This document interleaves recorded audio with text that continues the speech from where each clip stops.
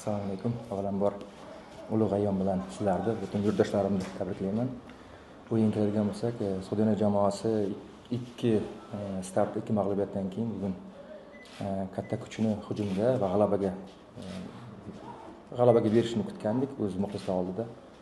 Shuning uchun biz ham qaysi tomonlama bosim uyushtirishga harakat qildik. Bu planimizda bor edi, chuqur o'tirmoqchi emasdik, lekin hamma vaqt ham buni qaysi holatda qila oldik deyish mumkin. Qaysi holatlarda, ko'p holatlarda qila olmadik. Lekin bugungi g'alaba futbolchilarga ko'proq kuch-quvvat, o'ziga ishonchni beradi deb o'ylayman, chunki baribir tarkibimizda ko'p futbolchilarni olib bu Superliga tempiga, saviyasiga ozgina hayajon, o'zining kuchiga ishonmaslik ko'zga tashlanib turibdi. Muxlislarni, mashg'ulotga befarq bo'lgan hamma insonlarni g'alaba bilan tabriklayman. Marhamat, savollar bo'lsa. Savollar yo'qmi? Rahmat barchaga. Katta rahmat, omad sizlarga.